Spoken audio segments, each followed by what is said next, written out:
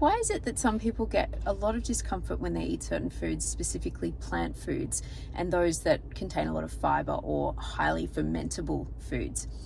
It really comes down to the microbiome and what's going on in there, what kind of diversity you have. So when we think about the gastrointestinal system, we have microbes all the way through, mouth all the way down to the bottom end. And there's some places that actually need to have a lot of bacteria, or are supposed to have a lot of bacteria, and there's some that are not supposed to have as much. So for example, the mouth will have quite a lot of bacteria in it, and the large bowel will have a lot of bacteria. That's where majority of the bacteria within our GIT reside. But the stomach and the small intestine, while they have some that don't really have much bacteria, they have different jobs. They have the jobs of like breaking down the foodstuffs more and the absorption of food. Whereas, for example, the large bowel, a lot of what goes on in the large bowel is bacterial fermentation. And these microbes, part of their job is to actually break down the fibrous foods that we eat and produce short chain fatty acids. The reason this is useful for our gut and the health of our gut is because our colonocytes, the cells lining our gut, or especially our large intestine, will actually use those short chain fatty acids as a fuel source. And they also provide fuel sources for each other as well, the microbes. So interestingly enough, you might have, for example, some that will actually produce hydrogen gas, and then other types of bacteria that actually will feed on that hydrogen gas. And it's this kind of nice little circle of life going on. So the gases that these microbes will produce will be things like hydrogen, as I said, hydrogen H2.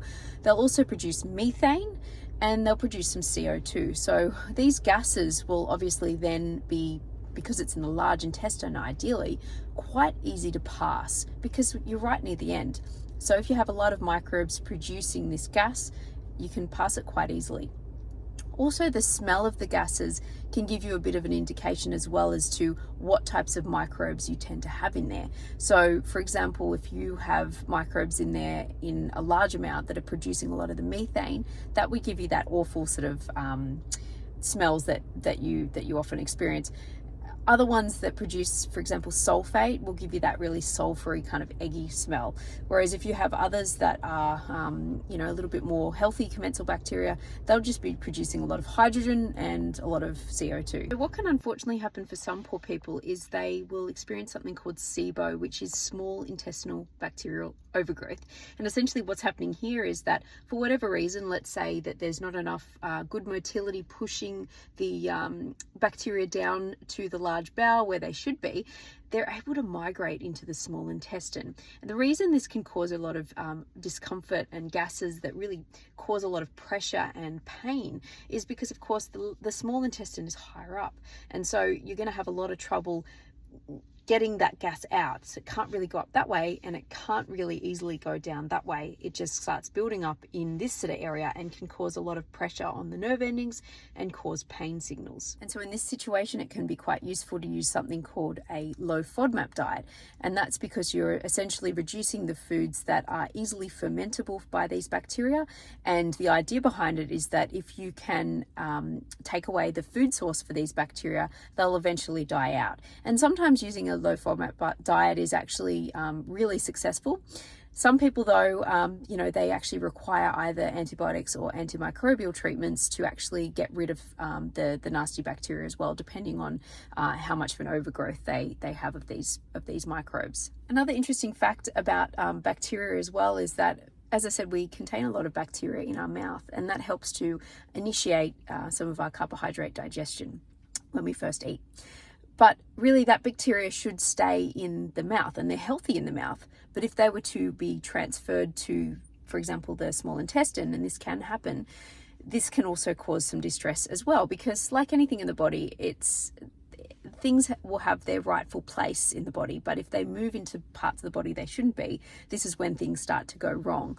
And so in a situation, for example, where the person maybe has not enough gastric acid secretion in their stomach, hydrochloric acid secretion, and those microbes are not able to be killed off and broken down once they get into the stomach, then of course they have the potential to get into the small intestine and cause their havoc.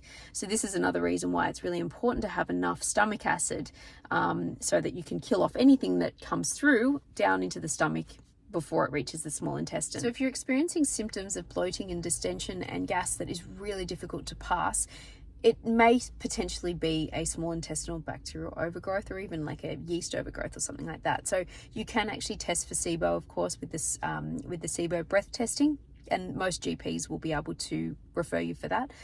You can also do an extensive microbiome test, like for example a GI map or the similar, and that will help to show if you have actually any overgrowths of certain microbes.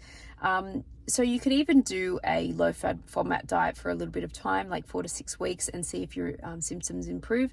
As I said, in some people that can actually resolve the issue, because if you're essentially stopping those microbes from having a fuel source, then you can kill them out essentially, for lack of a better term.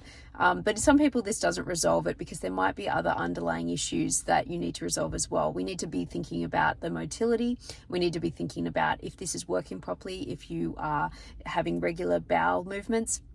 Even things like the health of the gallbladder should be taken into consideration, the health of the liver, because of course we know that bile as well is also very antimicrobial. So we need to be considering all these things. Are you able to actually, pass the food through into the right areas, or is it getting stuck in certain areas and allowing for that bacterial proliferation? So if you're having any issues with this sort of thing, this is my jam. This is what I love. So contact me and I'll help you resolve it.